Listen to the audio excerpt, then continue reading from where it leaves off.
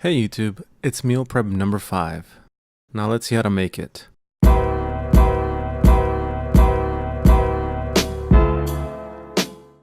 Here are today's ingredients. We have the basic onion, tomato, and green pepper. Then there's zucchini, cool looking tomatoes, mushrooms, Brussels sprouts, and some sausage. I didn't really know what to make for this meal prep, so I just used what I had, which was the sausage, and then added whatever felt right. The tomatoes looked interesting, and so did the Brussels sprouts, especially because I've never made any. The first thing we'll prepare is the cauliflower because it takes the longest in the oven. Once it's washed, we just need to cut it into smaller portions so it's easy to cook and distribute in the lunches. I'm cutting them into smaller pieces until they are the right size. Dry them well so they can brown more easily and they're not sitting in a pool of water from the start. A tablespoon of olive oil, salt and pepper to taste will do, but if you want to get fancy, add 2 teaspoons of curry powder. Mix well and spread out evenly onto the sheet pan.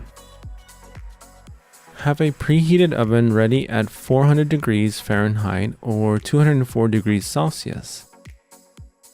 Leave them in the oven for about 20 minutes so they can brown.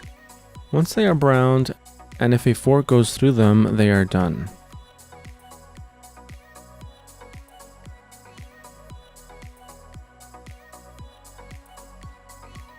Next, let's also prepare the Brussels sprouts since they are going in the oven. After washing them, dry them up so the olive oil and spices can coat them. I didn't buy a lot of them in case I didn't like them.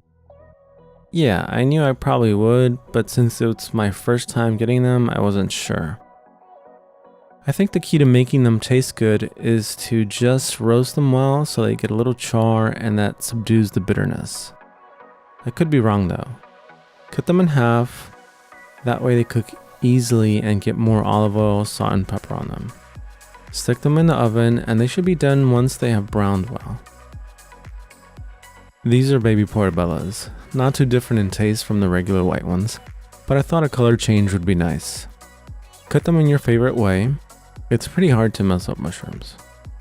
I'll set these aside for now. Now the green squash. This is another veggie that's easy to work with, and I like cutting it not too big, not too small. Lastly, we'll chop a tomato, a slice of green pepper, and half an onion for the green squash.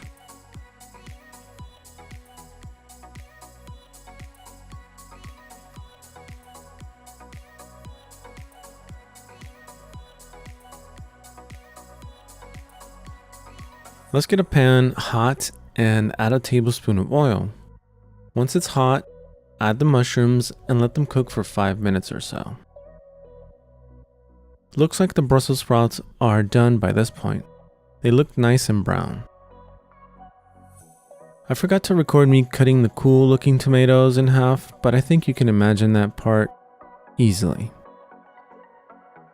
At first I thought I would do them on the stovetop and maybe that would have been the way to go, but I decided to just put them in the oven because I needed more room on the top. Hey look, I forgot to add a bit of salt and pepper to the Brussels sprouts, so I'll do that now.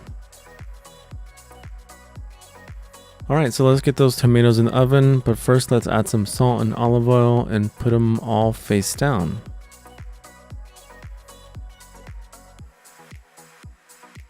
Once the mushrooms start to dry up, I like to add a tablespoon of butter and salt to finish them up.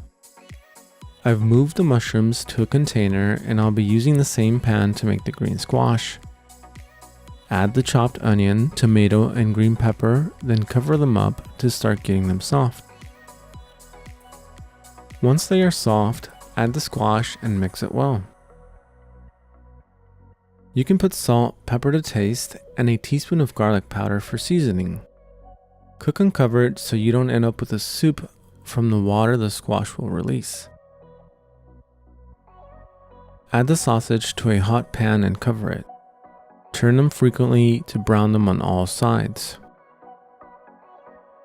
Cook the squash until it's semi-soft and still bright green. Don't overcook it, otherwise it'll be very mushy. Set them aside. Here are the cool tomatoes. These didn't take long, and once the skin was loosening a bit, I took them out. Use a thermometer to make sure your sausages are fully cooked. For pork, it should be at around 175 degrees Fahrenheit or 79 degrees Celsius. That takes care of all the ingredients. That also brings me to the end of my 5th meal prep video. I'll be recording other interesting stuff, but if you have any favorite meal preps you'd like to share, do so in the comments. Thanks for watching and subscribe to get any new content I make in the future. Cheers.